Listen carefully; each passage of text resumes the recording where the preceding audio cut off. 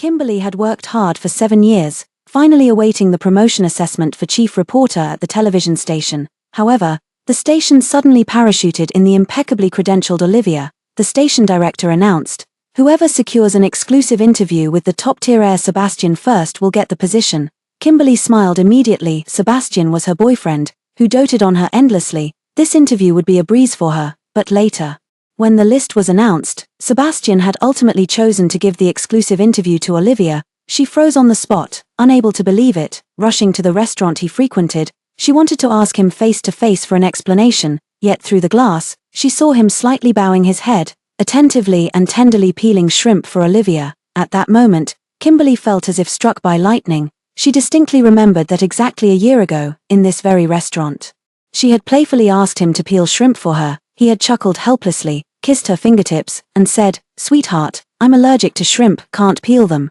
Do it yourself." Alright, hello, everyone. Welcome to my channel. Subscribe us to read wonderful stories every day. Now, the story begins. Kimberly stood frozen, staring blankly at the scene unfolding in the restaurant, feeling as though invisible ice nails had pierced through her entire body, rendering her immobile. Everyone says Sebastian is famously the untouchable flower of their circle, aloof, abstinent, with an aura so intimidating it once made a female business partner cry. Only in front of her, his girlfriend, does he shed that icy demeanor to reveal rare tenderness. But now, for the first time, she saw an even gentler expression on his face. Yet it wasn't directed at her. She felt as if the entire world was crumbling before her eyes. It wasn't until Olivia got up and headed to the restroom that Kimberly seemed to finally regain control of her body. She walked over step by step, her footsteps unsteady, as if treading on clouds or stepping on broken glass. "Sebastian," her voice was terribly dry, trembling uncontrollably. Sebastian looked up at the sound, visibly startled to see her. A barely perceptible flicker of panic flashed through his eyes, but was quickly replaced by his usual composure. "Kimberly, what brings you here? What's your relationship with Olivia?" She stared at him intently, each word seeming to be forced through clenched teeth. Sebastian remained silent for a few seconds, set down his gloves, and leisurely wiped his hands with a tissue. He avoided her gaze, his voice low. "Kimberly, I mentioned my past relationships to you before. Do you remember?" Kimberly trembled all over. Of course she remembered. They had just started dating when she noticed how exceptionally well he knew how to pamper a girl. Unable to resist, she asked if he had been in many relationships before. At that moment, he pulled her into his arms and answered truthfully, "Not many, just pursued one. It was back in high school. I was far less composed than I am now. It was my first crush, and I poured all my energy into chasing her, studying her preferences in every way. That's how I learned so much." He spoke with an air of detachment, as if recounting someone else's story. "In the end, it didn't work out, not because she wasn't willing, but because she went abroad for her dreams. I had to stay to inherit the family business, and we just missed each other." His expression was so calm then that Kimberly assumed he had long moved on. After all, so many years had passed, and the other person had never even been officially with him. After all, she was the one who had spent 5 years by his side day and night. At a business banquet 5 years ago, she met Sebastian for the first time. Back then, he was already a business tycoon who dominated the scene, while she was just a rookie journalist. He stood at the center of the crowd, yet seemed to radiate his own aura, making it impossible to look away. To her surprise, after the dinner party, he took the initiative to ask for her contact information and began pursuing her. Someone as lofty as him would drive several blocks on a cold winter night just to buy her favorite dessert, would silently wait downstairs when she worked late into the night, would drop all his work and stay by her side without leaving when she fell ill. She once asked him why he chose her, and he simply kissed her forehead gently and said, "Because you're you." Looking back now, perhaps it was only because she happened to appear during his time of solitude. "That person, is that Olivia?" Her voice trembled violently. Sebastian gave a soft "Amham." "Then what do you feel for her now?" she heard herself ask with shaking voice. Sebastian remained silent for a moment before answering in a low voice, "Kimberly, I don't want to lie to you. The moment I saw her, my heart still became unsettled. But I'm not sure if it's attraction, or just an obsession with the past." He looked at her with complex emotions in his eyes. "I never thought about breaking up with you. But I can't sort out my feelings right now. Give me a month, okay? Let me figure things out clearly." Kimberly felt as if an invisible hand had clenched her heart, the pain so intense she could barely breathe. Not only had he personally handed away her promotion opportunity, but now he was saying such things to her. For these past 5 years, he had been so good to her. Everyone who has seen them together says Sebastian loves her to the bone. But why? Olivia only had to appear once. And everything changed. If your heart wasn't cleared out, why did you come to provoke her in the first place? She was just about to speak when Olivia returned from the restroom. Upon seeing Kimberly, she visibly froze for a moment before offering a polite smile. Kimberly, what brings you here? Before Kimberly could respond, Sebastian stood up and introduced naturally. Olivia, this is Kimberly, my girlfriend. Olivia was momentarily stunned, then laughed. I've long heard Sebastian has a girlfriend he dotes on, but I never imagined it would be Kimberly, what a delightful coincidence. She then turned to Kimberly, speaking sincerely.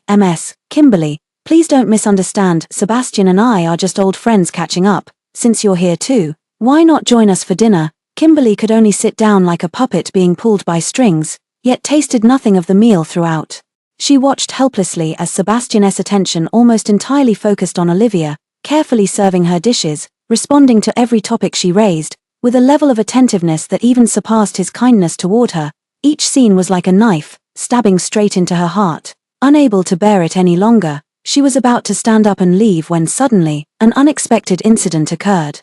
A screeching brake sound came from outside the window as an out-of-control car crashed through the guardrail.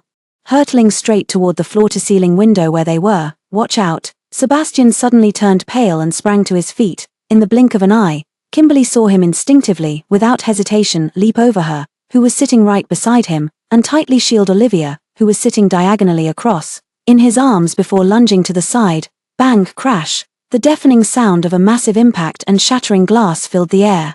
Kimberly had no time to react, only feeling a tremendous force strike her as shards of glass flew like knives, slicing through her skin. Then, the entire shattered window frame came crashing down onto her back and head. Excruciating pain instantly swallowed all her consciousness. The last image before plunging into darkness was Sebastian holding Olivia tightly, his back turned to shield her completely. She woke again in a hospital room thick with the smell of disinfectant. Every inch of her body ached as if disassembled and reassembled, especially her head and back. With difficulty, she rolled her eyes. The room was empty, just her alone. The nurse came in to change the dressing and, seeing her awake, sighed in relief. Kimberly, you're awake. You're quite badly hurt, concussion, multiple glass cuts on your back, and a minor bone fracture. You'll need plenty of rest. You should notify your family to come take care of you. Kimberly looked at the empty hospital room and said softly, I don't have any family. The nurse sighed and left, hesitating as if wanting to say more. The door wasn't fully closed, and the faint sound of nurses chatting in the hallway drifted in. Ah, how different fate treats people. That Miss Jiang in the VIP ward just had a tiny cut on her hand. Mr. Sebastian was so nervous he guarded her personally, wouldn't rest even after the doctor said it was nothing. Then look at this Kimberly. Injured so badly she nearly didn't wake up. A full day and night has passed without a single family member coming to visit. The words were like poison-tipped needles, piercing deep into Kimberly's already riddled heart. I see. So he hadn't come because he was accompanying Olivia, whom he'd protected so well she only got a tiny cut. Suddenly she began laughing softly, but as she laughed, tears surged forth uncontrollably, soaking her pillow. A month, to let him sort out his feelings. How ridiculous. He didn't need a month at all, just a few hours. An instinctive choice at a life-or-death moment had already made it crystal clear to her who truly occupied his heart. Fine. Since he had never let go of Olivia, she would step aside for him. She would set him free, allowing him to reunite with the unresolved love of his youth and rekindle their past romance. She took a deep breath, wiped away her tears, and with her still functioning right hand, reached for her phone to call her supervisor at the station. Sir, I request to be transferred to work as a war correspondent. On the other end of the line, her supervisor was shocked. Kimberly, are you out of your mind? Is this because of the recent promotion? Don't act impulsively. Do you have any idea how dangerous it is there? Bullets don't discriminate. I'm not acting impulsively. Kimberly's voice was unusually calm.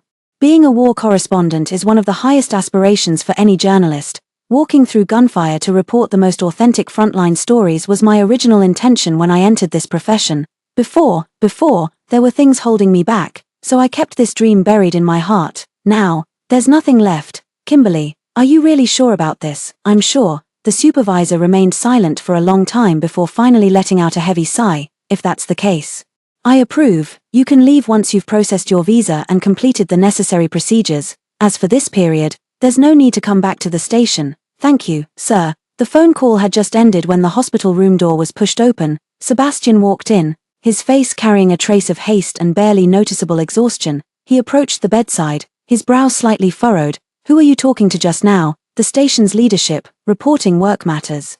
Kimberly lowered her eyelashes, unwilling to meet his gaze. Sebastian looked at her in different expression, pursed his lips, and sat down beside her. Kimberly, about yesterday, I'm sorry, the situation was too urgent. I just instinctively protected the one closest to me. Kimberly's heart felt like it had been brutally stabbed again. The one closest to him. She was clearly closer to him. He was sitting between her and Olivia. She was right by his side. Yet what he chose to protect was Olivia, whom he had to deliberately reach past her to touch. She said nothing, merely closing her eyes and locking all the pain and despair tightly beneath her eyelids. In the following days, Sebastian stayed by her bedside in the hospital room, but his mind was always elsewhere, frequently checking his phone, and whenever he received updates from his assistant about Olivia's condition, his tone would unconsciously grow tense and concerned.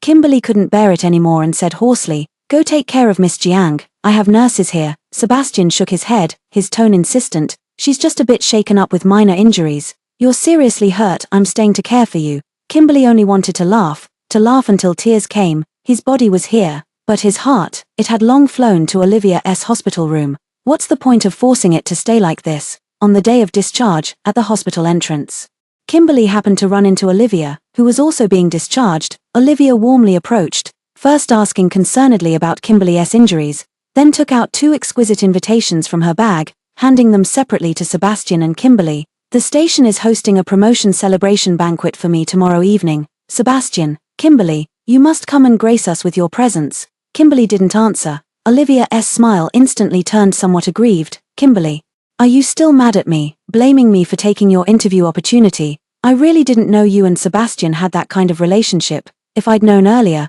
I would never have taken this assignment, and I truly never expected that Sebastian would choose to accept my interview. Indeed, who could have imagined it? Between his official girlfriend and someone else, he chose someone else." Kimberly felt as if a blunt instrument was repeatedly pounding her chest, the pain almost numbing. Just as she was about to speak, Sebastian naturally took the invitation and gave Olivia a reassuring glance. "This has nothing to do with you. Don't overthink it. Kimberly isn't that petty. Don't worry, we'll go." To spare Olivia from embarrassment, he had already made the decision for her. Kimberly felt a sharp pain in her heart. Yet she said nothing. In the following days, she watched helplessly as Sebastian meticulously prepared for Olivia's victory celebration banquet. He stood before the full-length mirror in the dressing room, trying on bespoke suits one after another, paying meticulous attention to every detail from cufflinks to tie pairings. The solemnity with which he approached it made it seem less like an ordinary party and more like he was preparing to receive the highest of honors. He even brought over a dozen sets of dazzling jewelry, spreading them across the entire bed, asking Kimberly to help him choose. At first she thought it was for her, but she never liked these gaudy things to begin with. Just as she was about to refuse, she heard him say, "Which set do you think Olivia would like?" In an instant, Kimberly felt all the blood in her body run cold. So, even when giving gifts, he had to go through such pains. Terrified she might not like it, her heart ached. But she said nothing. Silently, she helped him choose, then secretly applied for a visa behind his back that very day. On the night of the victory banquet, Sebastian attended with Kimberly. Olivia, as the star of the evening, shone brilliantly as she mingled among the guests. Upon seeing them, she approached gracefully to greet them, exchanged a few pleasantries, and then excused herself to attend to others, leaving them to their own devices. Sebastian remained by Kimberly's side. Yet his attention and gaze were persistently drawn to that graceful figure not far away. Each time he saw Olivia laughing and chatting with unfamiliar men, his grip on the wine glass would tighten abruptly, his knuckles turning white, and he would drain the contents of his glass one after another. Kimberly watched silently, the barren land in her heart now reduced to nothing but icy numbness. 5 years had passed, yet she'd never seen Sebastian so out of control, so visibly affected by a woman.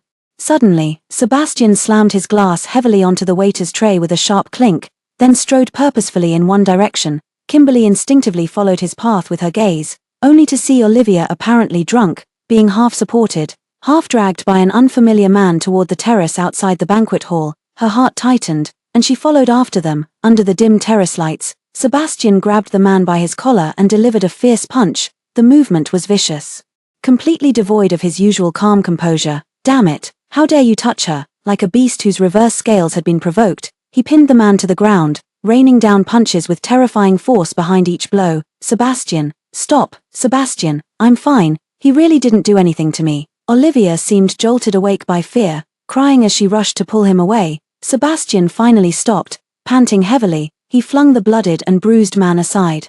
Then took out his phone to call his assistant, his voice icy and terrifying. "Get to the terrace now, throw this man out, find out which family he belongs to. I never want to see him in City Z again." Only after his assistant dragged away the wailing man did Sebastian suddenly turn around, anxiously grasping Olivia's shoulders as he checked her over. "Are you okay? Are you hurt? Did he touch you?" Olivia, still shaken, threw herself into his arms, her voice trembling. "I'm fine. I just thought it'd be livelier with more people, so I invited friends who brought their friends. I never expected to run into someone like that." "Sebastian, thank goodness you came in time." Sebastian held her tightly in return, his voice softer and more fearful than ever before. "Don't worry, as long as I'm here, no one will ever hurt you." With that, he suddenly swept Olivia up into a bridal carry, saying gently, "You've had too much to drink, let me take you to the lounge to sober up." Turning around, she came face to face with a pale-faced Kimberly standing at the terrace entrance. Sebastian's expression flickered with unease as he opened his mouth to explain.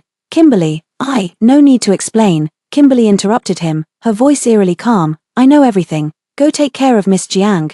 Sebastian watched her unnaturally composed face, an inexplicable surge of intense unease rising in his chest. In the past, Kimberly would get jealous at the slightest closeness between him and other women, requiring him to coax her for a long time before she'd calm down. Though he found it exasperating back then, he would always patiently reassure her, "Given my status, there will always be people shamelessly clinging to me, but you're the only one in my eyes. Don't be jealous for no reason." And she would nestle in his arms, mumbling softly, "I get jealous because I love you. The day I stop feeling jealous is when you should really worry." Thinking of this, Sebastian felt a sudden inexplicable unease rise in his heart. He wanted to say more, but the Olivia in his arms groaned uncomfortably, rubbing her temples. "Sebastian, my head hurts so much." Sebastian looked at the fragile and helpless Olivia in his arms, then at the indifferent-faced Kimberly before him. In the end, his concern for Olivia won out. Pursing his lips, he said to Kimberly, "Olivia isn't feeling well, I'll take her to rest first. Can you get back on your own?" Without even waiting for her reply, he carried Olivia and brushed past her, hurrying away. Kimberly stood rooted to the spot, the night wind chilling her to the bone. She had no idea how long she'd been standing there, until the sharp pain in her heart gradually numbed. Only then did she slowly turn around and walk away, step by step, from this suffocating place. She had just stepped through the hotel's gilded doors and reached the roadside, not yet able to take a deep breath of the frigid night air, when suddenly, terrified screams erupted from above. Someone jumped off the building. Kimberly instinctively looked up, only to see a dark shadow rapidly enlarging, hurtling straight toward her. Bang! A tremendous impact struck from above, and excruciating pain instantly flooded every nerve ending in her body. She didn't even have time to make a sound before darkness swallowed her vision, and she completely lost consciousness. Regaining consciousness again, I was awakened by the blinding surgical lights and excruciating pain throughout my body. She found herself lying on the operating table, surrounded by doctors and nurses dressed in green surgical gowns. The patient's awake, still conscious, a doctor shouted before leaning over and speaking rapidly to her. "Ms. Kimberly, you were hit by a falling object from height, suffering skull fracture and intracranial hemorrhage. We must perform emergency craniotomy immediately. The risks are high. We need family consent. Quickly notify your relatives." Family. Kimberly struggled to move her eyeballs, her vision blurred. Her right hand was still mobile, but covered in sticky blood. With all her remaining strength, she tremblingly groped for the phone placed on a nearby tray, its screen already stained red with blood. Relying on memory and blurred vision, she dialed the pinned number at the top of her contacts. The phone rang for a long time before being answered. From the other end came Sebastian's voice, tinged with a hint of impatience and the weariness of being disturbed. "Hello, Kimberly, what now? Didn't I tell you to go back by yourself, Sebastian?" Her voice was so faint it was almost inaudible. I'm at the hospital, surgery, need a signature." There was a brief silence on the other end, followed by his impatient sigh. "Kimberly, stop messing around. You're the one who asked me to take care of Olivia. Now you're calling me back like this. Don't you see how contradictory that is?" Her heart sank abruptly. Before she could explain, a nearby doctor, unable to stand by any longer, snatched the phone and said sternly, "Sir, we're doctors from the emergency department of City Hospital No. 1. Kimberly's condition is critical. She has a traumatic brain injury and needs immediate surgery. You must come and sign the consent form right away." There was a brief silence on the other end of the line, followed by Sebastian's even more impatient voice. "You're putting on an act and even found an accomplice. Kimberly, I really don't have time to play these childish games with you right now." At that moment, Olivia's faint, delicate voice could be heard in the background. "Sebastian, what's wrong? Did something happen to Kimberly? Shouldn't you go check?" Sebastian immediately softened his tone in response. "No need. She's always used these tricks, faking illness or playing the victim. Whenever I interacted with other women, she'd throw tantrums to drag me back. This is just the same old act. You're feeling unwell from drinking too much and shouldn't be left alone. I need to stay here and take care of you."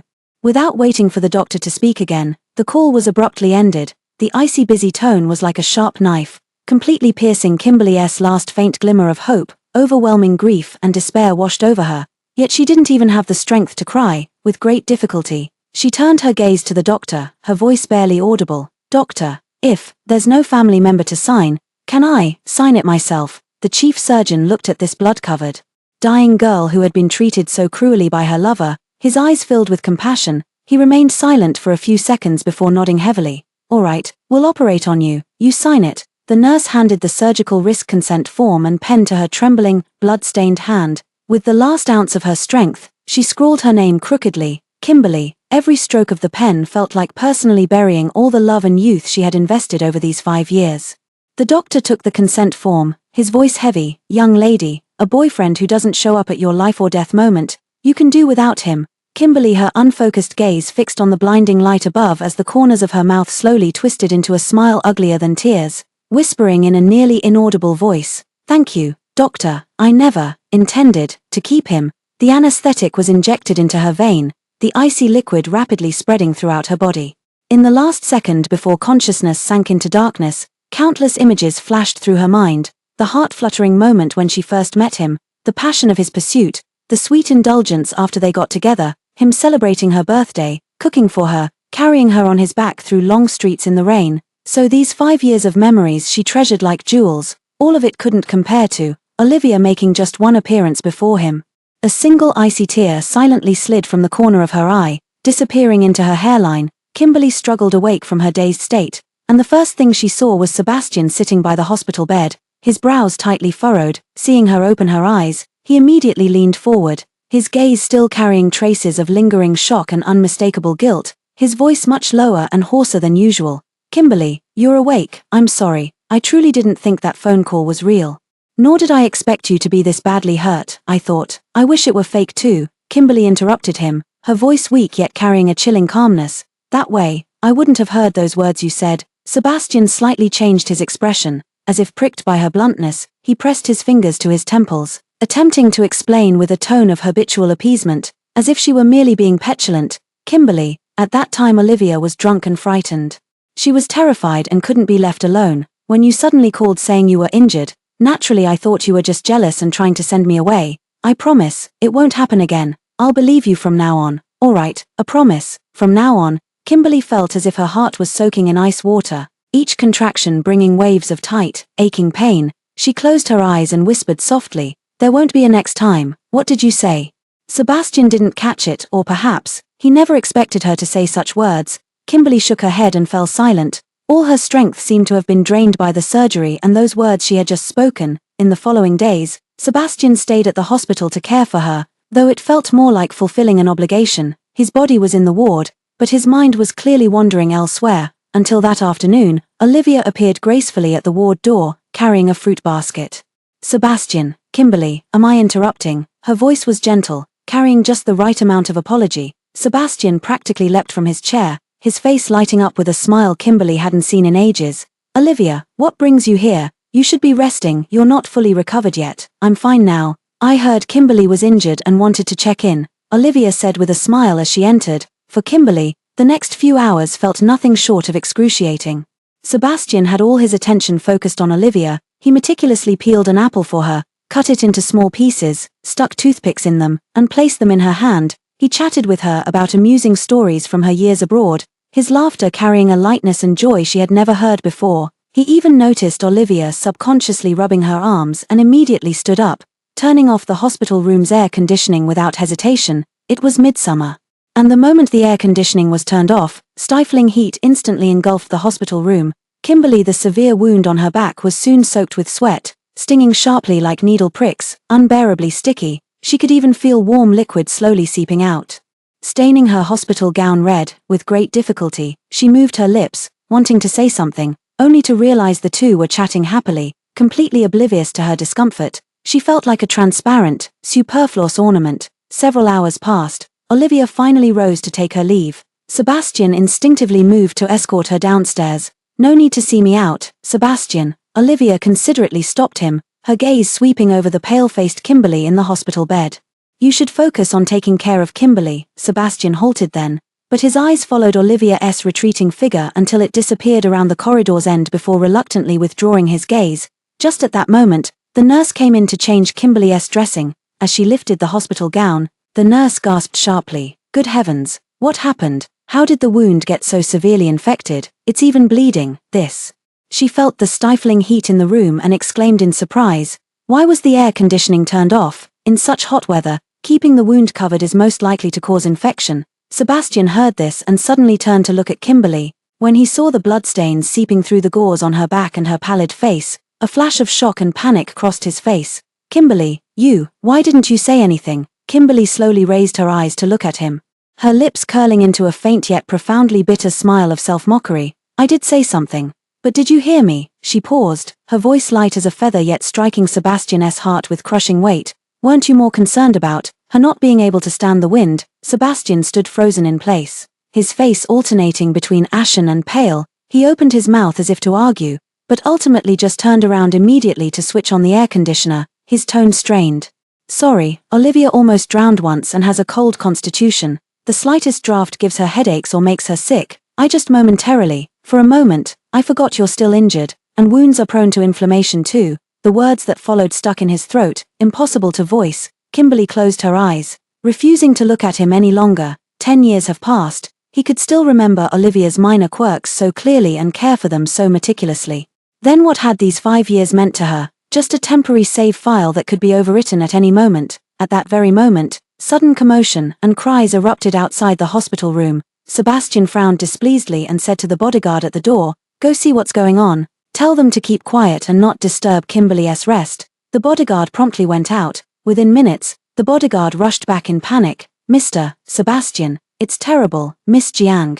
Miss Jiang was accidentally injured by medical protesters downstairs. She was stabbed multiple times and is now bleeding heavily. She's being resuscitated in the emergency room. "What?" Sebastian's expression changed drastically as he abruptly stood up. He didn't even have time to glance at Kimberly before rushing out of the ward like a gust of wind. Kimberly's heart sank heavily in response. Gritting her teeth against the excruciating pain in her back, she struggled to get out of bed, wanting to follow and see what was happening. By the time she painstakingly made it to the emergency room doors, she saw doctors anxiously explaining that Olivia had the rare panda blood type, Rh-null, and the blood bank was critically low, with emergency supplies being rushed from surrounding areas. Sebastian immediately rolled up his sleeve upon hearing this. "Take mine, I'm Rh-negative blood type. Take as much as you need, just save her." Kimberly leaned against the cold wall, watching helplessly as crimson blood flowed from Sebastian's veins, slowly transfusing into Olivia's body. Her heart felt as if it were being repeatedly stabbed by that same knife,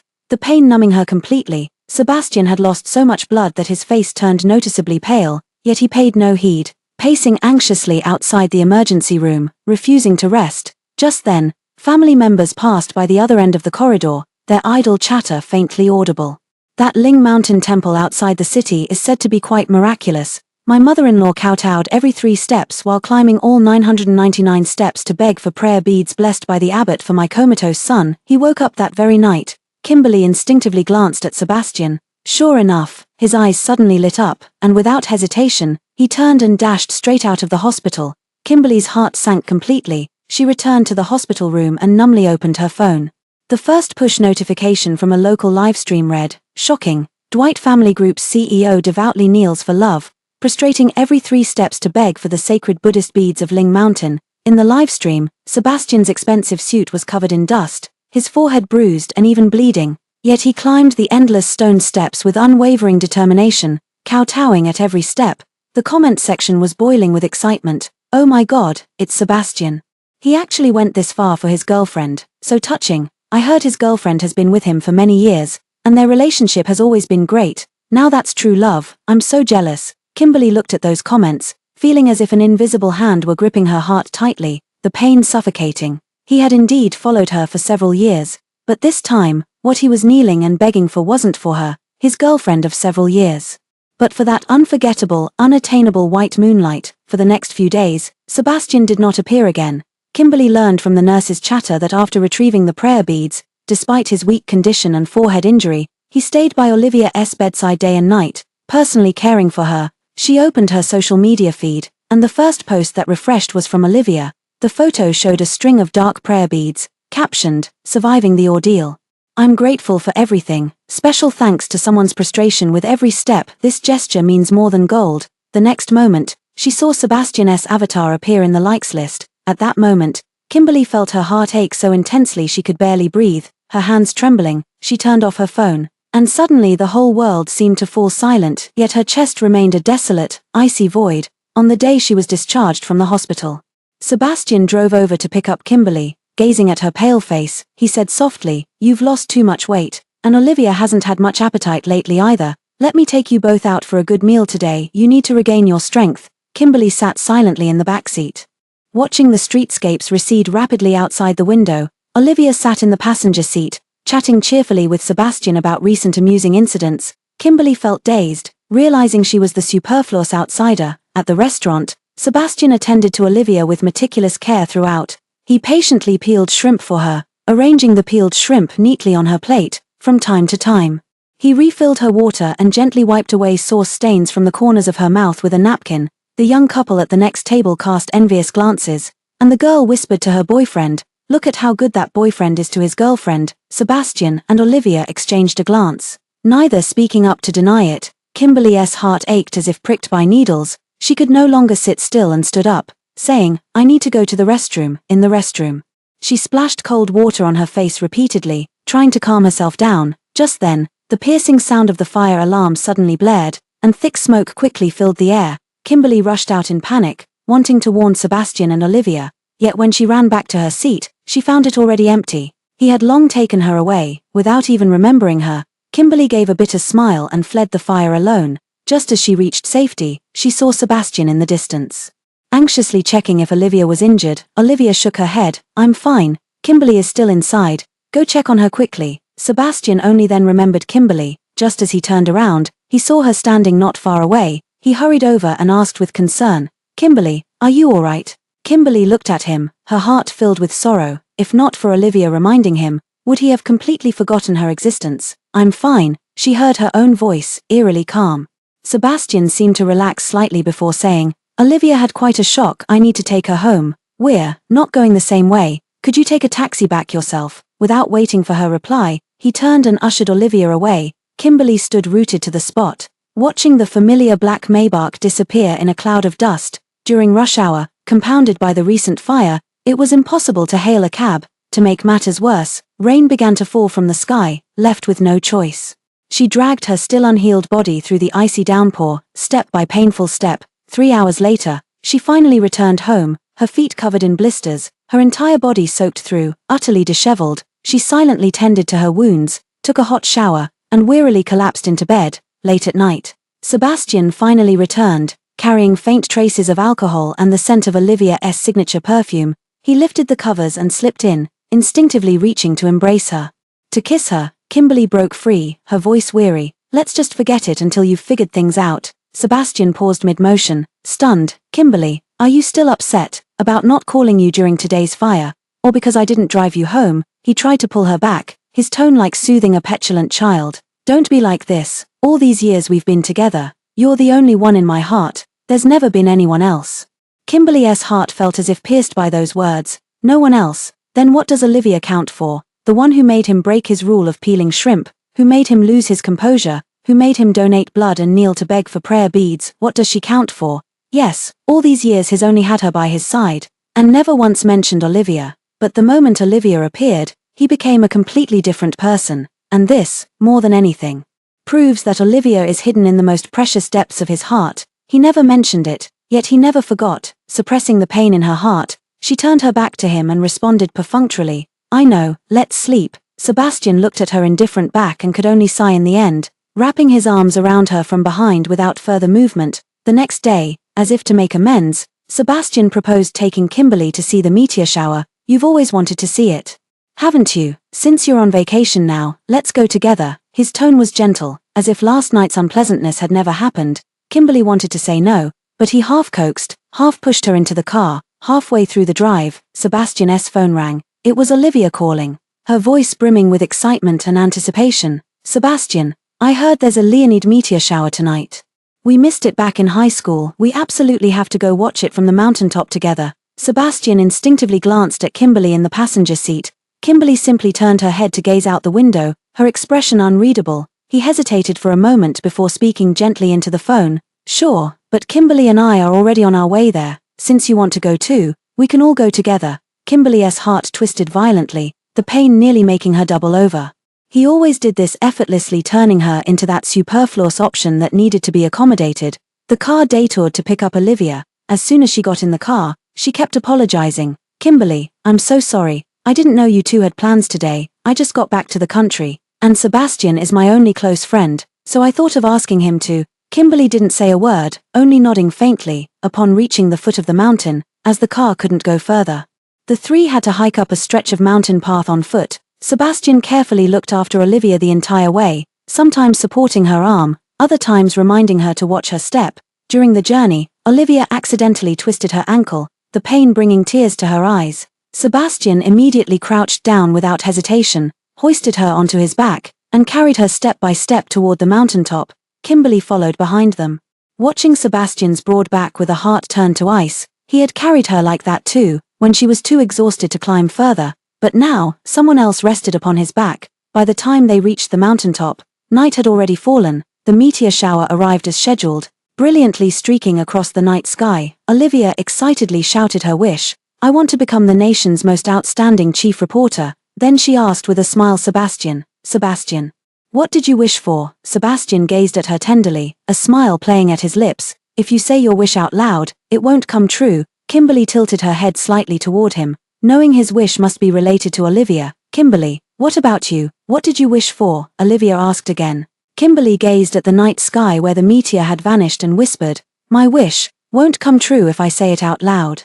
Her wish was, "May I never see Sebastian again in this lifetime." After watching the meteor shower, the three prepared to descend the mountain. The mountain path was steep, and Olivia lost her footing momentarily, screaming as she tumbled down the slope. In her panic, she instinctively grabbed Kimberly's wrist, pulling her down as well. The two tumbled heavily down the hillside. Kimberly felt a sharp pain as warmth spread across her leg, clearly bleeding. Fortunately, the slope wasn't too steep.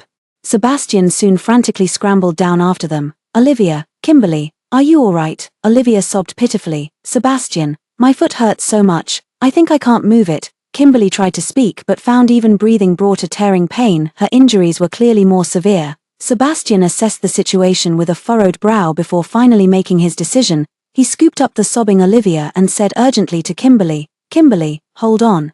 Olivia's foot is injured. I'll get her to safety first and send help immediately. Stay right here and don't move." With that, he carried Olivia and soon vanished into the dark woods. Kimberly lay at the foot of the cold hillside, staring at the direction where they had disappeared. The pain in her heart far surpassed the wounds on her body. She waited and waited, from nightfall until the sky paled with dawn. The dew soaked through her clothes, and the cold combined with blood loss gradually clouded her consciousness. He never came back. Despair washed over her like a tidal wave. She knew that if she didn't save herself now, she might truly die here. Summoning the last ounce of her strength, she dragged her agonizing body inch by excruciating inch up the slope. Every movement felt like death by 1,000 cuts. Blood soaked through her clothes and stained the earth beneath her. At last, she climbed onto the highway and, mustering her final strength, waved at the occasional passing vehicles. "Help!" Finally, a car stopped. She saw someone running toward her, and her anxious heart finally settled as darkness engulfed her vision. She completely lost consciousness. When she woke again, she found herself lying in a hospital bed. Sebastian kept vigil by the bedside, his eyes bloodshot, face etched with familiar guilt and anxiety. Seeing her open her eyes, he immediately grasped her hand, his voice hoarse. "Kimberly, you're awake." "I'm sorry." Olivia was terrified of the pain. She kept crying during the drip and absolutely needed someone by her side. "I didn't mean to leave you alone for so long. I came back to look for you later, but you were already gone." He began explaining again, making promises again. "I swear, I'll never leave you alone again. Never." Kimberly gazed at him quietly, her eyes no longer holding the love and radiance of the past. only endless exhaustion and a desolate emptiness. She no longer believed. The day she was discharged from the hospital happened to be the 5th anniversary of their relationship. Sebastian took her home. When he opened the door, the house was meticulously decorated, candlelight flickered, roses covered the dining table, and an exquisite cake sat at the center. He seemed genuinely remorseful and wanted to make amends, hoping to properly celebrate this anniversary with her. He lit the candles and whispered softly, "Kimberly, make a wish." She gazed at the flickering candlelight, yet her heart remained still as stagnant water, no longer stirred by even the faintest ripple. She had no wishes left to make for him, nor any hopes for a future tied to him, so she simply closed her eyes and gently blew out the candle. Sebastian didn't notice her indifference. Just as he was about to cut the cake, his phone rang again. It was Olivia. Whatever was said on the other end of the call made him hesitate. He looked at her and opened his mouth, but couldn't find the words to speak. Kimberly spoke first, her voice eerily calm, almost indifferent. "Go ahead." He froze. Actually, Kimberly looked at him with hollow eyes. "Spending more time with her will do you good, help you figure out who you truly love." Sebastian's face instantly flooded with gratitude and relief. He grasped her hand. "Kimberly, thank you for understanding. Olivia has been emotionally unstable lately and really depends on me.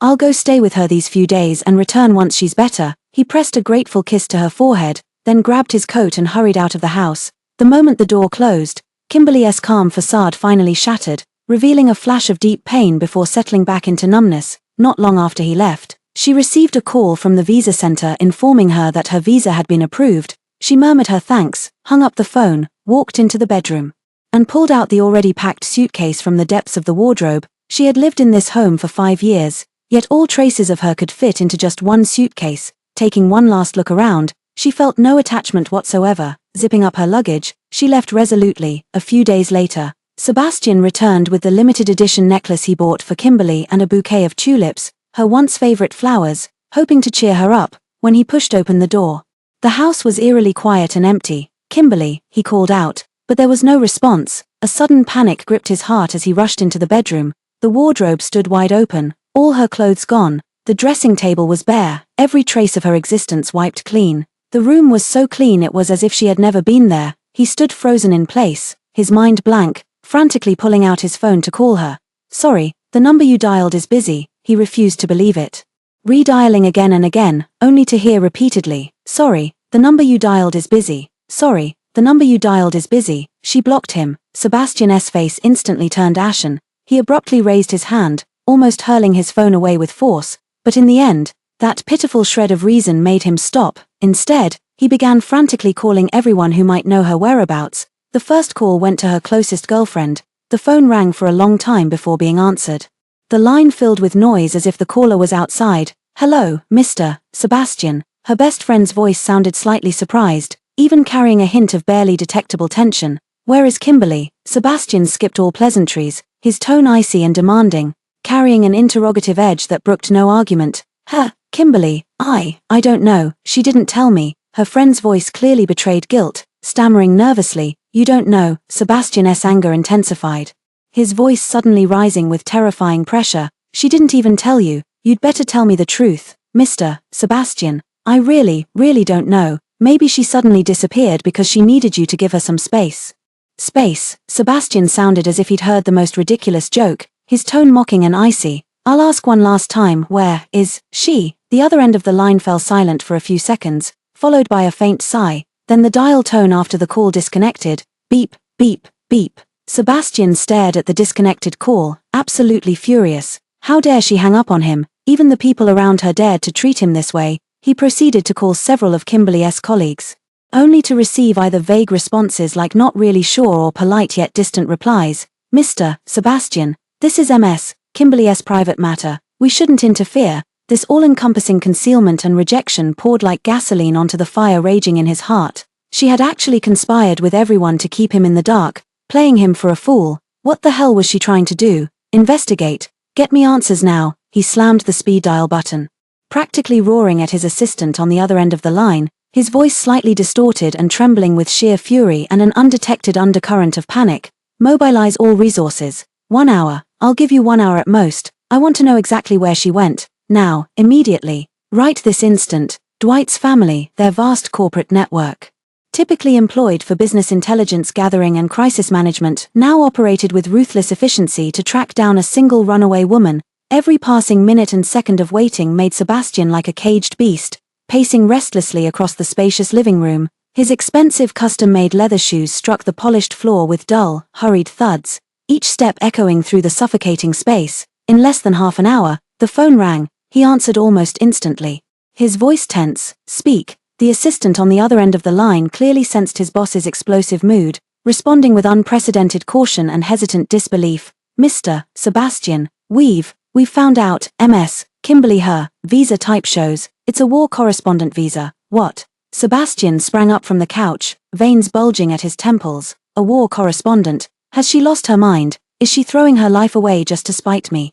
After the initial shock came overwhelming rage and a deep sense of humiliation from being severely provoked. In his view, this wasn't about pursuing ideals at all. This was Kimberly throwing the most extreme, reckless tantrum imaginable. She was threatening and punishing him with her own life, trying to force him to yield, to compromise. "Prepare the plane immediately." Without a moment's hesitation, he barked the order into the phone, each word dripping with ice. "Let's see how long her willfulness lasts. This is sheer lawlessness." Snatching his car keys and jacket, he stormed out the door in long, furious strides. All along the way, his mind was brewing with towering rage and thoughts of how to teach a lesson to this disobedient woman who disregarded safety and caused him enormous trouble. His motive was simple and brutal: go to that damned, dangerous place and drag her back. As for salvaging their love, he never once thought it needed salvaging. He believed she had simply gone too far in her tantrum, and that his mere presence, removing her from danger, would set everything right again. After a long flight and a series of tedious, even slightly dangerous clearance procedures, Sebastian's private jet finally landed. The moment he set foot on this land, the dry air thick with the mingled scent of gunpowder and dust, along with the distant, indistinct sounds that could either be celebratory gunfire or conflict, made the man accustomed to first-class cabins and five-star hotels frown in extreme discomfort. He instinctively tugged at his suit collar, as if it could shield him from the unsettling atmosphere. The temporary news station in the war zone was set up in a building that appeared relatively sturdy, though bullet marks still scarred its walls. People clad in bulletproof vests hurried in and out, their faces weary but their eyes sharp with intensity. Sebastian spotted Kimberly almost instantly among the bustling crowd of journalists and staff, all clad in identical bulletproof vests, their skin tones a mosaic of diversity. She stood before a makeshift wooden table draped with an oversized regional map, her fingers darting across its surface as she engaged in rapid-fire discussion with several foreign colleagues. Their conversation oscillated between heated debate and emphatic nods. Her surveillance headphones hung loosely around her neck, the sharp lines of her profile tense with concentration as her gaze remained fixed on the map. That expression of single-minded focus and purpose was one Sebastian had never witnessed on her face before. She had grown noticeably thinner, the soft roundness of her cheeks had hollowed, revealing a defined, almost sharp jawline. Chronic sleep deprivation painted dark crescents beneath her eyes, while sun and wind had roughened her complexion. Yet her eyes burned with an intensity that startled Sebastian, a fierce, unfamiliar light that somehow hurt to look at. It was a radiance blended with a sense of responsibility, professional conviction, and independent resilience. She was no longer that delicate greenhouse flower who needed his meticulous care, who would pout and seek help over trivial matters, who was fragile and afraid of pain. This realization pierced Sebastian like a red-hot needle, striking unexpectedly and sharply into his heart, bringing with it a sharp, unfamiliar sting of pain and panic that inexplicably tightened his chest, making him miss half a breath. But he quickly suppressed that strange feeling, as anger and the thought of dragging her back took the upper hand. He strode over, ignoring the astonished gazes around him, and grabbed Kimberly's arm. His habitual command slipped out with undeniable dominance. "Kimberly, look at the state you're in. Come back with me this instant." He expected her to compromise without hesitation, as she always had before, and follow him the moment he appeared. However, Kimberly's reaction completely defied his expectations. She first winced in pain, then calmly, even with a hint of disgust, forcefully shook off his hand. She raised her head, her gaze icy and distant, as if looking at a complete stranger, her tone flat and unemotional. "Mr. Sebastian, please behave yourself. This is a work area. And I'm working. Do you need something, Mr. Sebastian?" That form of address was like a bucket of ice water, drenching Sebastian from head to toe, leaving him momentarily stunned. Sebastian was nailed to the spot by her sudden rejection and the icy three words "Mr. Sebastian," hardly believing his ears. "What did you call me?" he repeated, his voice rising slightly with shock and anger, carrying an offended sharpness. "Kimberly, have you had enough of this nonsense?" He took a step forward, his tall figure casting a shadow that nearly engulfed her completely, trying to intimidate her with his usual domineering presence. 5 years. We've been together for 5 years, and you just throw it all away, over this petty issue, just because I've been taking care of Olivia a bit more lately. Is this your way of extreme revenge, coming to this godforsaken place to punish yourself? Do you even know how dangerous it is here?" His voice grew louder, drawing the attention of several foreign colleagues who paused their work and frowned in their direction, their eyes filled with clear disapproval and wariness. Some people even instinctively stepped forward slightly, subtly positioning themselves to shield Kimberly a little behind them. Kimberly wasn't intimidated by his fury. She didn't even glance at the colleagues trying to protect her, merely lifting her chin slightly to calmly meet his anger-flushed eyes. After listening to his lengthy tirade of accusations, her expression remained completely blank, save for the faintest, most imperceptible smile. The smile held no warmth, only a sarcasm soaked through with exhaustion and worldly wisdom, which inexplicably pricked at Sebastian's heart. "Sebastian." Her voice remained steady, yet cold as a surgical knife, beginning to dissect the truth layer by layer. "Between us, was it really just because you paid a little extra attention to Olivia?" She tilted her head slightly, her gaze carrying an almost cruel calmness. "Shall I help you recall, incident by incident, detail by detail?" Without waiting for his reply, she continued speaking, her pace unhurried yet each word crystal clear, crashing through the silent air and landing on Sebastian's increasingly rigid face. "When the restaurant's floor-to-ceiling window shattered, sending glass flying everywhere, who was it that you instinctively leaped over me to protect? Shielding them tightly in your arms, in the hospital room, who was it that merely whispered they were afraid of the draft, making you turn off the air conditioning without hesitation, leaving my stitched-up wound to fester, swell, and bleed in the stifling heat, the pain keeping me awake all night? On the terrace at the celebration banquet, for whom did you throw all dignity aside and brawl like a madman, then scoop someone up in your arms and walk right past me?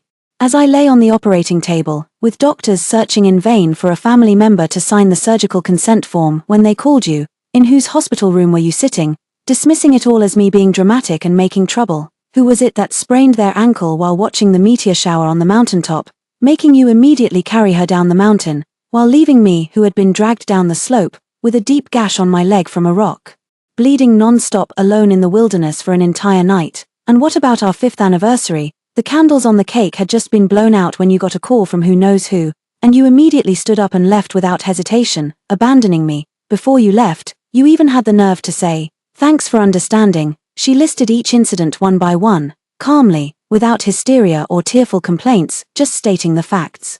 It was as if she were recounting someone else's story, yet every detail was like an ice-cold engraving knife, precisely peeling away Sebastian the self-deceptive shell around his heart, exposing the bloody truth beneath. Sebastian was left speechless by her question, the color drained from his face. The initial anger replaced by an unexpected panic. He opened his mouth, but his throat seemed tightly constricted, unable to form complete words. He wanted to explain, to say it's not like that.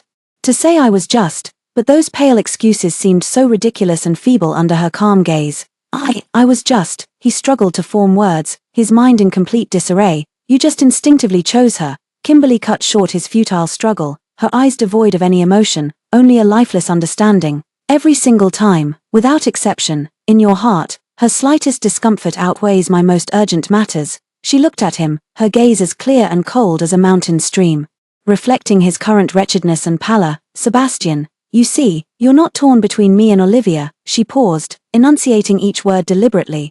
Though her voice wasn't loud, it carried the weight of a final judgment, sealing his guilt. "From the very beginning, you chose her without hesitation. Now, I've helped confirm your choice." She turned slightly aside, making a please gesture with an air of detachment and finality. "So take your confirmation and leave my world. Don't disturb my work again, and don't interfere with my life." Having spoken, she didn't spare him another glance, as if he were nothing more than insignificant air. She turned back to her discussion with colleagues, tapping a coordinate on the map with her finger while speaking rapidly in fluent English, her tone focused and professional. The storm that had just upended his entire world seemed, to her, no more than brushing off a speck of dust. Sebastian stood completely frozen in place.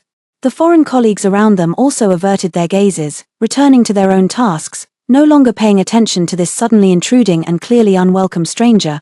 The air was left with only their hushed whispers about work and the distant, muffled sounds that reminded people of where they were. He watched her calm and detached profile, listening to her effortlessly conversing with others, when an unprecedented, icy panic, like the mud in a swamp, slowly crept up from his feet and drowned his heart. For the first time, he felt so acutely that the course of events had completely and utterly derailed from his control. She wasn't just furious and speaking in sarcasm, was she really abandoning him?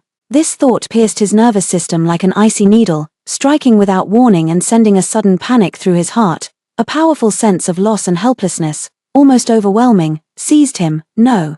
Impossible, she must still be angry. Yes, that had to be it. She just needed time to cool off. He can't just leave like this. If he leaves now, it's truly over. Almost instinctively, Sebastian stayed. With staggering financial resources and connections, he obsessively forced himself to remain in this godforsaken place he found repulsive, filthy, and dangerous to his core. He gave himself a noble-sounding excuse to protect her. Thus, amidst this war-torn land, there emerged an utterly incongruous and unsettling sight. Kimberly and her colleagues' interview convoy weaved through the ruins, always trailed at a distance by several expensive, gleaming black SUVs that clung like unshakable phantoms. He tried to insert himself into her life and work. Like an awkward and unwelcome intruder, the elite security team he sent was politely declined.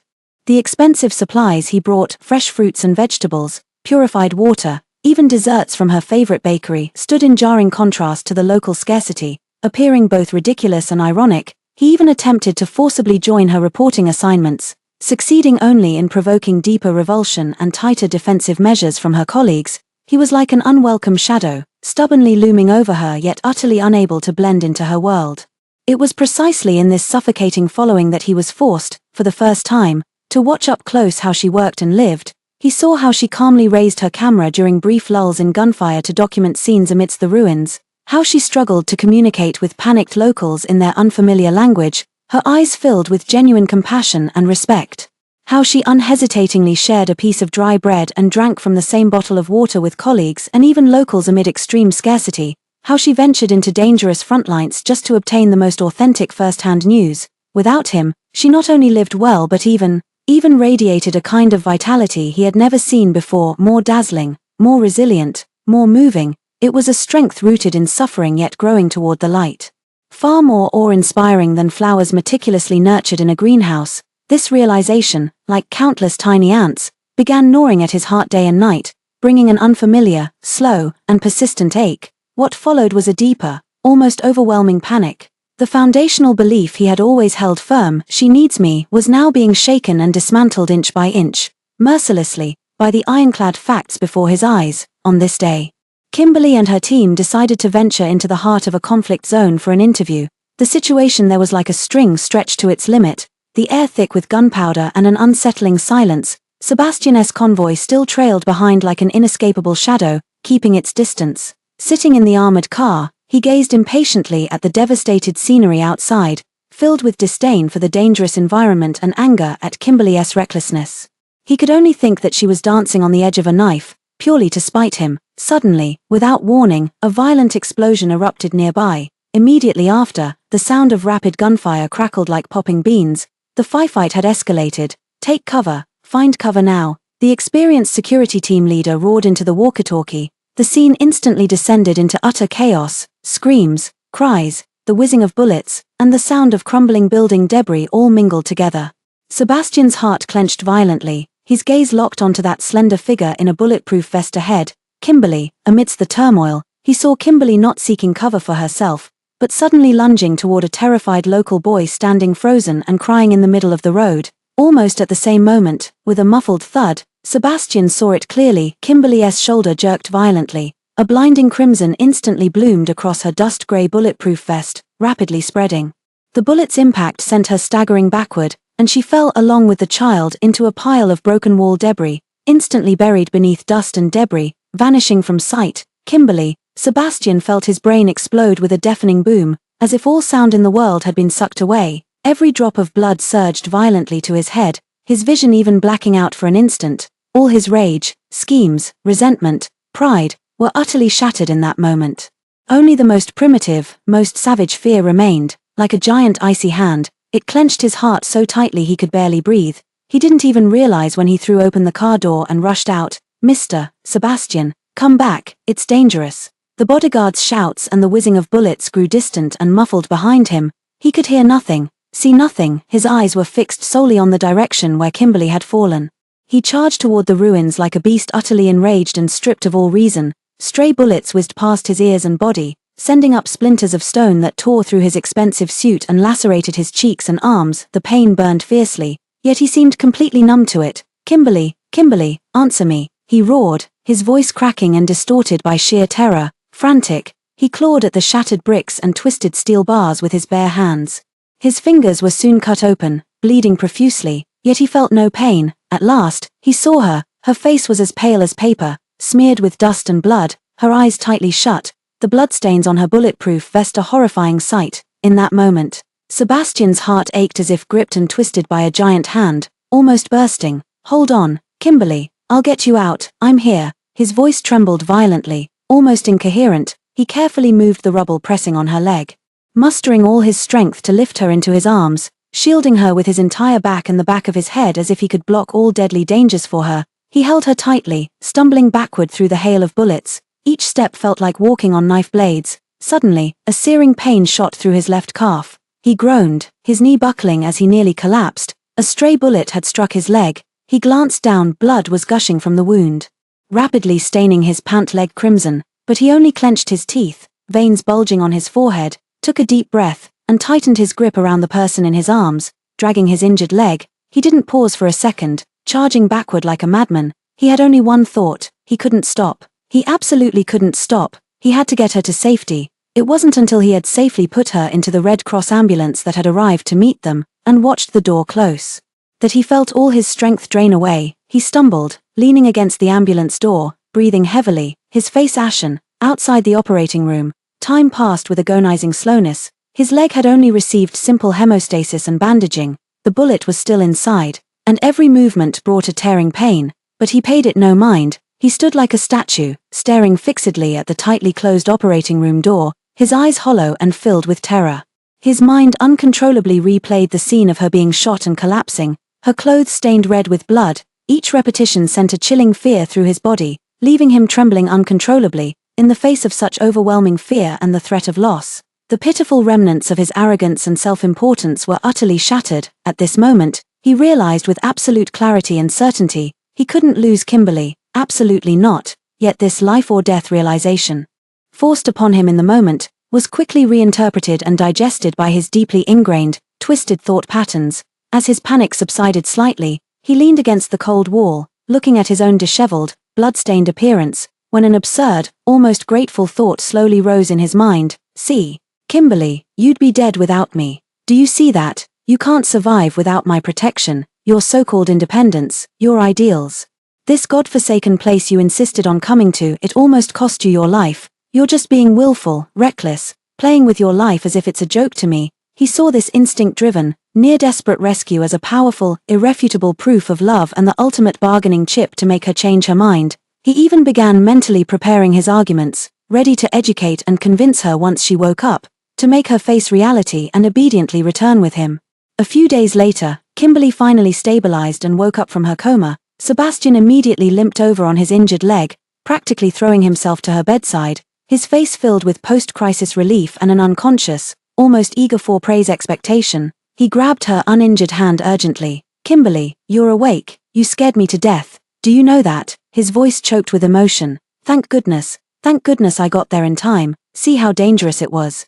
Without me, you really would've." He paused, trying to make his tone sound more reasoned, more like stating facts rather than accusations. "This place is too dangerous. It's simply not where you should be. Stop being willful. Once you're better, we'll return home immediately, and never again." His words came to an abrupt halt, because he saw Kimberly slowly turn her head to look at him. In her eyes, there was none of the post-crisis dependence, gratitude, or even fear he had anticipated. There was only a cold, almost indifferent calm, and a clear, polite detachment, like looking at a stranger, who had risked their life to save you, someone who deserved a word of thanks, but still not someone you wished to be entangled with. Her chapped lips moved slightly, and though her voice was weak, it cut through with unmistakable clarity as she interrupted him. "Thank you, Mr. Sebastian, for saving my life." Her gaze swept over her heavily bandaged shoulder, then fell upon his equally bandaged leg, still oozing blood, as she continued in that same unruffled tone, "For the medical expenses you've advanced this time, along with all other losses incurred due to this accident, please have your assistant prepare a detailed list for me." She paused before adding, "After I return to my country, I'll find a way to repay you in full." Sebastian was utterly dumbfounded. It felt like having a bucket of ice water poured violently over his head, instantly freezing his entire body, or like being struck square in the face with a sledgehammer, leaving him dizzy and disoriented, his ears ringing as the whole world spun around him. "Thanks, pay me back." He had risked his life, with a bullet still lodged in his leg, nearly dying there, and all he got in return was a polite thanks and the cold, meticulously clear demand to pay me back. The anticipated emotions, tenderness, reconciliation, dependence. Even her finally realizing her mistake and compromising, none of it happened. The immense disparity and incomprehensible reality pierced his chaotic mind like an icy awl. For the first time, he began to vaguely realize with such clarity that things might truly not be as simple as he thought, just throwing a tantrum or acting out. It seemed, she really intended to sever all ties with him. Even the debt of saving her life was to be measured and severed with money, an unprecedented, overwhelming panic and intense bewilderment, like deep-sea kelp, coiled around his heart, nearly suffocating him. Yet the arrogance and self-assurance forged through years of wielding power and control acted like a suit of impenetrable armor, shielding his fragile core, making him unwilling, even afraid, to probe the true source of this terror. Almost instinctively, he defaulted to the explanation that best fit his mental framework: he simply hadn't done enough.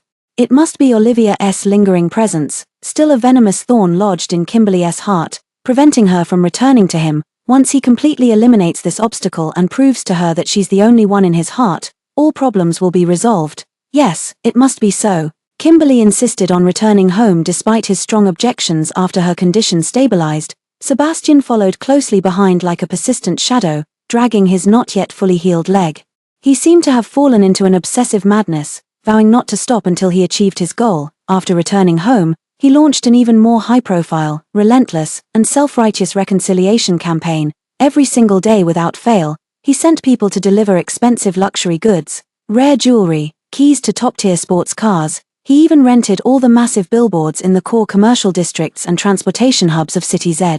Running a week-long rotation of carefully crafted confessions: "Kimberly, I love you, come back." Sebastian's only love in this life is Kimberly. He frequently appeared outside the TV station building and her newly rented apartment complex, attempting to intercept her and forcibly talk things out. He was always accompanied by bodyguards and assistants, creating such a spectacle that passers-by couldn't help but stare.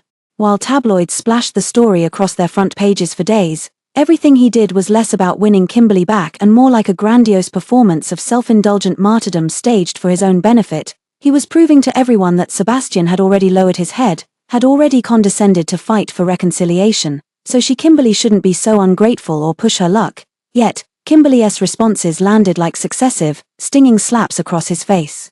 Every gift was returned unopened, addressed to MS Kimberly rather than MS Kimberly. Those expensive billboards were only up for one day before being completely replaced the next day with public service announcements and commercial ads, demonstrating astonishing efficiency. Rumors suggest Kimberly personally negotiated with the station's leadership, even paying the breach of contract penalty herself, demonstrating unwavering resolve. The most striking part was how she even issued a brief but firm official statement through the television station's official channels, prominently displayed on both the station's website and partner media outlets. "I, Kimberly, have long since ended my romantic relationship with Mr. Sebastian, currently focused on career development. I request privacy regarding personal matters and decline any irrelevant interviews or attention. Thank you for your concern." The statement, like a cold scalpel, precisely severed all possibilities of ambiguity and entanglement he had tried to create, defining his behavior as harassment and unwanted attention. Each rejection added another layer to Sebastian's rage and frustration. He felt his dignity being ground into the dirt. In his fury, he once again wrongly blamed everything on that root of all evil. It must be Olivia. Her presence still loomed like an insurmountable chasm between him and Kimberly. As long as he completely removed this obstacle and proved to Kimberly that there was no one else in his heart, she would surely change her mind. Thus, without hesitation, he resorted to ruthless measures and began coldly and efficiently dealing with Olivia. Sebastian dealt with Olivia swiftly, precisely, and ruthlessly, with an air of unquestionable coldness. It cost him almost no effort. Olivia's seemingly impressive resume and social connections crumbled like paper against the Dwight family's vast intelligence network and financial power. A few phone calls, some perfectly timed anonymous leaks, sudden withdrawals and betrayals from key partners. In just days, Olivia, the once celebrated chief reporter who had soared to the top upon arrival, was thoroughly disgraced throughout City Z's media circles and social scene. She was portrayed as a scheming woman who climbed the social ladder through ambiguous relationships, even going so far as to meddle in others' affairs. Her less-than-glorious past was dredged up and sensationalized. No one dared to employ her anymore, and no circle would accept her. In the end, amidst a storm of scorn and ridicule, she could only pack her bags in disgrace and flee abroad, vanishing completely. After completing all this, Sebastian sat in his spacious yet cold office.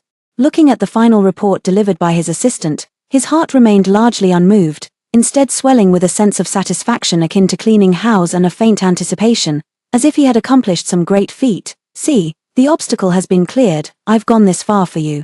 He almost couldn't wait to find Kimberly. This time he deliberately avoided settings that might provoke her resistance, instead choosing to intercept her in a relatively natural way at the lounge area of an industry dinner. Looking at her, his tone carried an eagerness and relief he himself hadn't noticed, almost like seeking credit. "Kimberly," he lowered his voice, trying to sound sincere, "you see, I've taken care of Olivia completely. All her belongings have been returned. She's gone, never coming back, never appearing between us again to upset you or remain as your unresolved issue." He paused, carefully observing her expression as if waiting for her to show relief or the slightest hint of softening. "Now, you should be at ease, shouldn't you?" His subtext was almost glaringly obvious. "See, I've gone this far for you, cleared all obstacles. Shouldn't you be satisfied now? Shouldn't you come back?"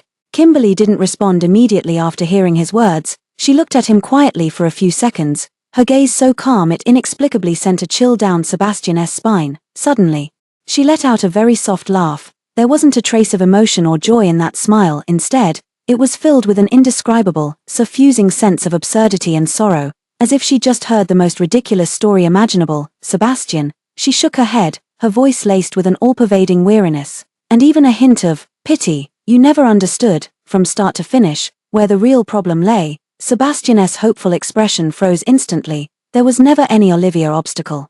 Her voice was clear and calm, like a scalpel precisely dissecting all his self-deceptive defenses. "From beginning to end, the problem has always been you." She watched his face darken abruptly, enunciating each word with deliberate emphasis. "And your fundamental inability to understand love." Having spoken, she refused to look at his expression, shifting through shock, disbelief, then rapidly transforming into fury and incredulity as if another glance would be wasted.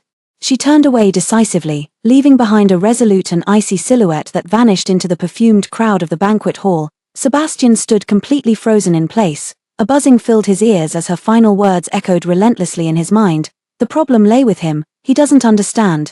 He doesn't love her. Absurd, utterly ridiculous. He's done so much for her. He even took a bullet for her, nearly lost his life there. Now he's cleared all obstacles and troubles for her. When has Sebastian ever gone to such lengths for anyone? What more does she want? What else does she want from him? A surge of immense rage, resentment, and the humiliating sting of complete rejection instantly consumed him. Blood roared violently to his head. How dare she say that? How dare she dismiss everything about him? "Kimberly, you can only be mine." This obsessive thought raged wildly in his mind, nearly shattering the bars of reason. "I'll never let go, never." However, his nearly out-of-control frenzy didn't last long. His public spectacle over an ex-girlfriend, even mobilizing corporate resources to settle personal grudges, had severely angered the elders within the Dwight family. A family meeting with an atmosphere so tense it could drip water was convened in the study of the Dwight family ancestral home, a room symbolizing absolute authority. "Sebastian, your recent behavior has been utterly disgraceful, Mr. Dwight said with a face as dark as storm clouds, his sandalwood cane striking the floor with a heavy, dull thud that carried undeniable authority. "Making such a public scene over a woman, drawing everyone's attention. What kind of conduct is this? The group's reputation and stock price will suffer." "Marriage alliance." Sebastian arched an icy, bone-chilling smile as if hearing the most absurd joke, his hawk-like gaze sweeping fearlessly across every elder attempting to dictate his life. "Impossible." He abruptly rose to his full height, his towering frame radiating overwhelming pressure, the air around him thick with terrifying intensity. Each word he spoke was razor-sharp, more like an obsessive, near-mad declaration. "I, Sebastian, will marry none but Kimberly. Except for her, I want no one else. His gaze swept over the shocked and angry faces of the crowd, his tone resolute, leaving no room for negotiation. No one else shall have me, nor will I ever take another. This matter is not open for discussion. He even went so far as to wield his absolute controlling stake, suppressing all opposition with an almost dictatorial force. Yet, beneath this seemingly deep as the ocean and no one but you declaration, its core was not entirely rooted in profound love and respect. It was more of a morbid, unquestionable possessiveness and paranoia at work.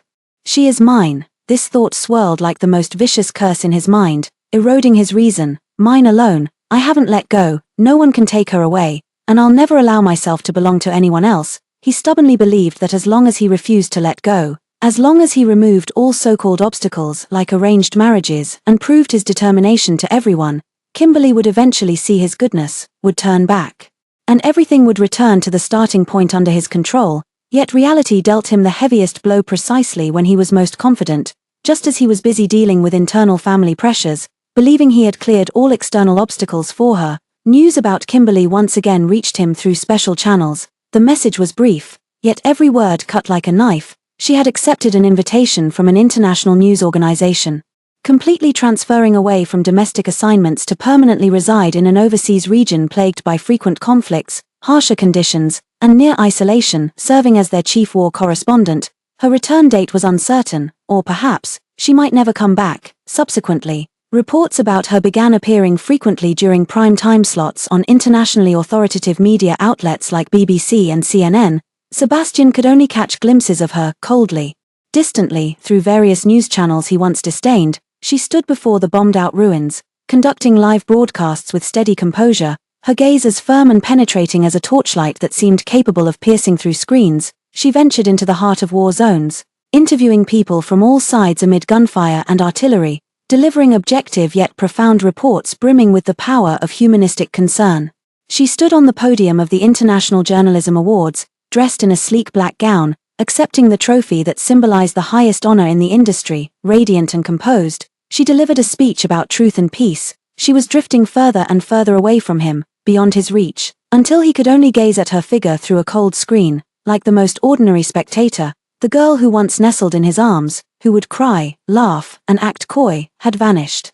In her place stood a remarkable woman, dazzling and rooted in a broader world, someone he no longer recognized. The sensation of her completely slipping from his control, no longer even needing his so-called world, felt like an invisible, icy hand finally clamping around his throat in that moment, filling him with an unprecedented, almost overwhelming panic and a suffocating void. She now possessed a stage entirely her own, one of grandeur and brilliance, and on that stage, from the very beginning, there had never been a place reserved for him. Driven by panic, he began frantically trying to re-establish a connection, even if it was entirely one-sided. He dialed every number she might know, only to be met with the icy unreachable tone or endless busy signals. He composed lengthy emails, shifting from accusations to pleas, but they sank like stones into the sea without a single ripple of response. He searched all her social media accounts, only to find they'd either long been abandoned or had completely blocked and blacklisted him. He spared no expense, escalating his efforts, buying access to every possible channel that might reach her,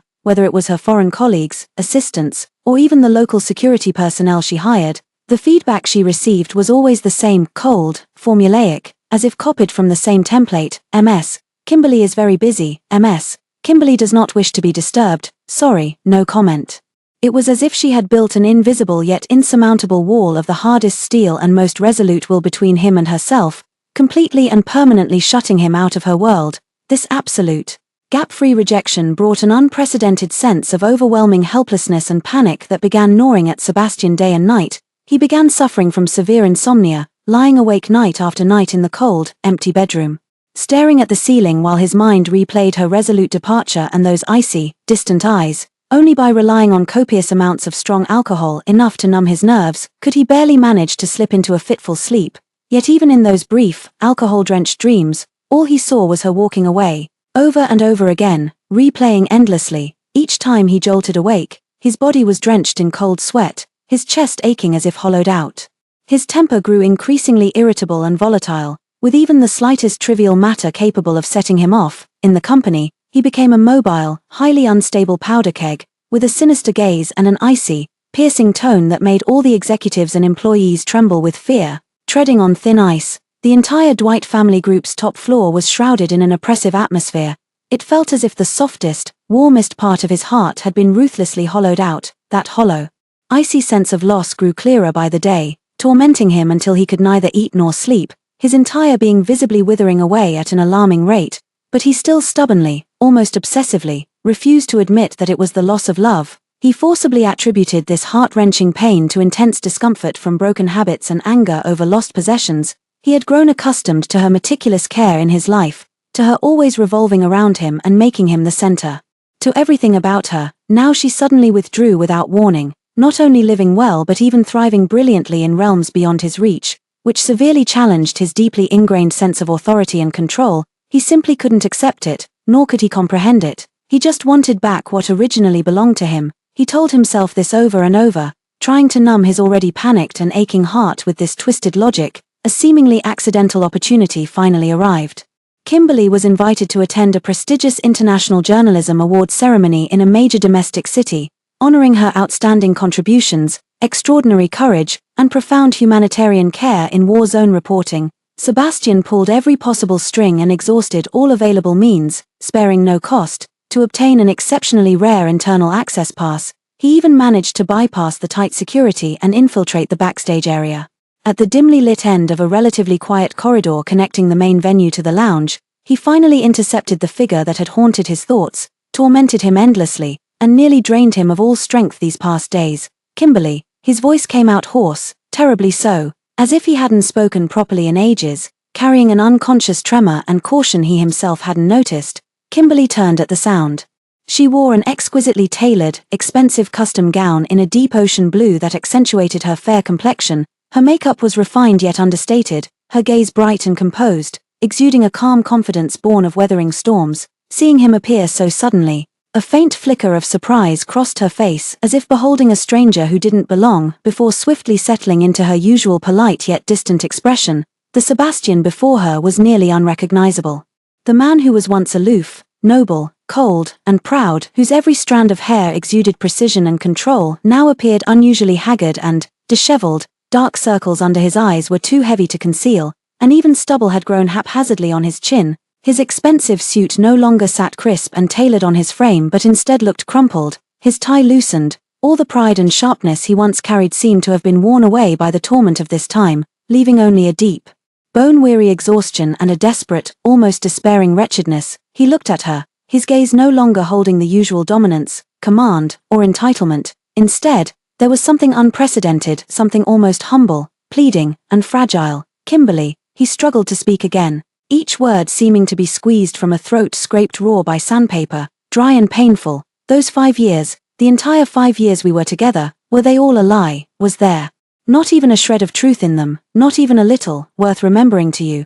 This was the first time he had completely shed all pretense, pride, and disguise before her, revealing the most raw, most bewildered truth within.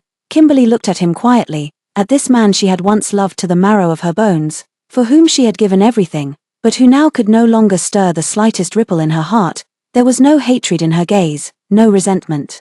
Not even irony, only a calm and clarity born of weathering countless storms and seeing through the ways of the world, as if she were examining a past that had nothing to do with her. It's true, she spoke slowly, her voice steady as if narrating someone else's story, devoid of any emotional fluctuation. Every single thing you did for me during those 5 years, every kindness you showed me, the delicious food you took me to eat, the gifts you gave me, even those self-righteous acts of protection and care, they were all real. Sebastian instantly had a faint, almost pleading glimmer of hope ignite in his eyes. He took half a step forward eagerly, as if clutching at the last lifeline, but Kimberly's next words were like the sharpest awl, tempered in ice for millennia, precise, cruel, and utterly merciless, shattering every pitiful fantasy he had just begun to entertain. But, Sebastian, don't you understand now?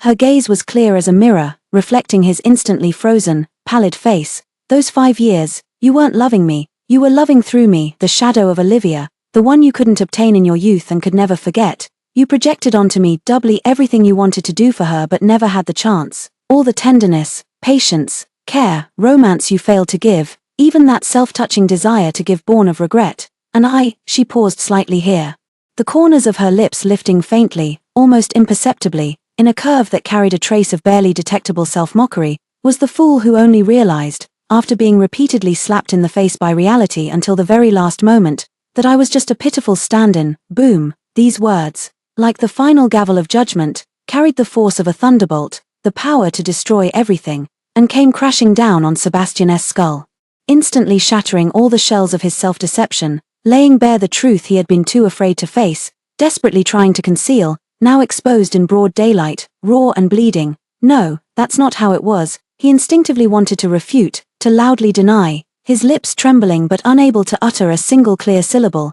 Yet those fragmented memories he had deliberately ignored and forcibly suppressed now surged uncontrollably into his mind, vividly, cruelly piecing themselves together. Why had he been so proactive, so eager in pursuing Kimberly when they first met? Was it because, from a certain angle or expression, she faintly resembled that unattainable figure buried deep in his memories? Why, despite disliking sweets, had he gone out of his way to buy desserts from a time-honored shop simply because he'd accidentally heard Olivia loved them in high school only to gift them to Kimberly?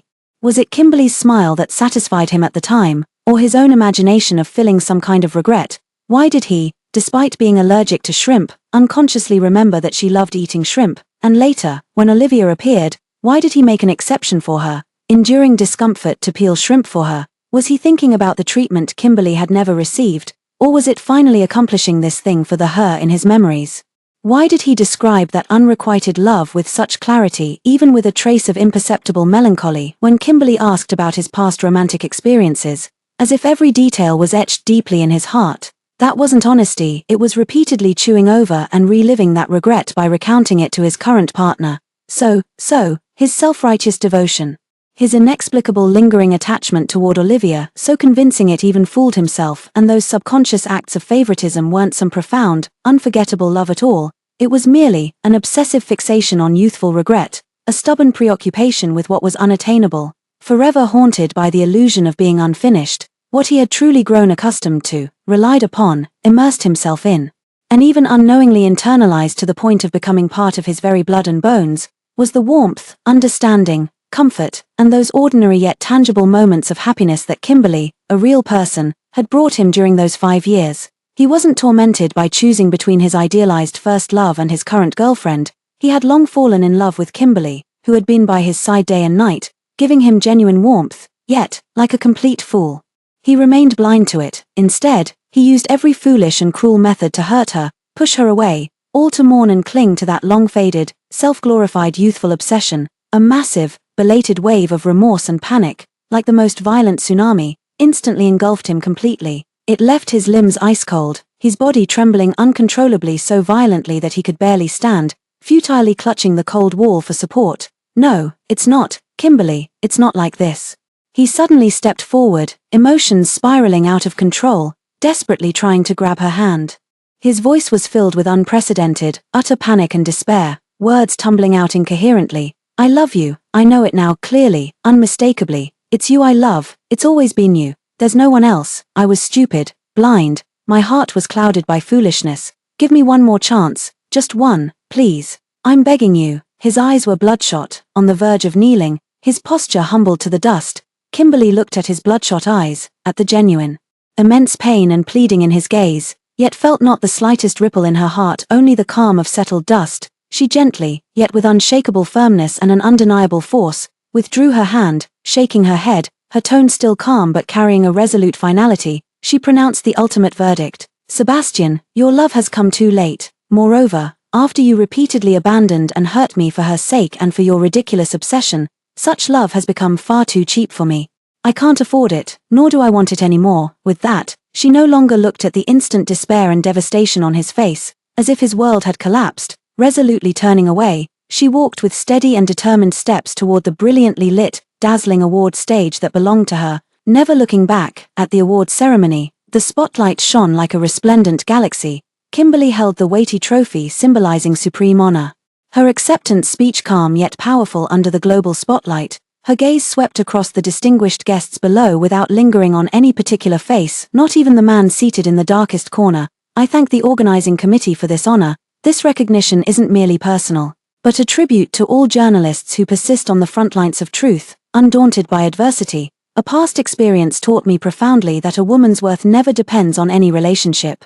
Independent character, professional excellence, courage in hardship, and an unwavering commitment to speaking truth for the voiceless, these are the stars and oceans worth pursuing throughout our lives. Throughout her speech, she never once mentioned the man sitting in the shadows below. I've bid a final farewell to your world. Mine has long been vast as the ocean and sky, with no remaining ties to you. Sebastian sat in the shadows of the most inconspicuous corner of the auditorium, watching her shine brilliantly atop the world, receiving applause and admiration from the crowd. As he listened to her calm yet resounding speech, each word feeling like a final farewell to him, he understood completely, without any lingering hope. He had lost her forever, utterly and completely. Lost the girl who had once loved him with her entire sincere heart, only to be gradually destroyed and pushed away by his own hands, the girl who had ultimately grown into someone so dazzlingly radiant.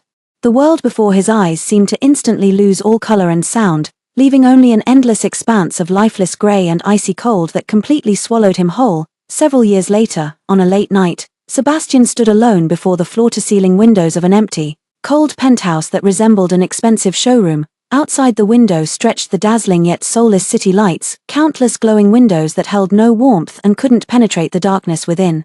The massive LCD screen was silently broadcasting an international news channel. On the screen, Kimberly appeared amidst scorched earth where the flames of war had just subsided, their embers still smoldering. Standing composedly before the ruins, she delivered her on-site report. Even without sound, one could sense the calm, strength, and a certain sorrow emanating through the screen. He held a glass of strong liquor in his hand, the amber liquid gently swirling within.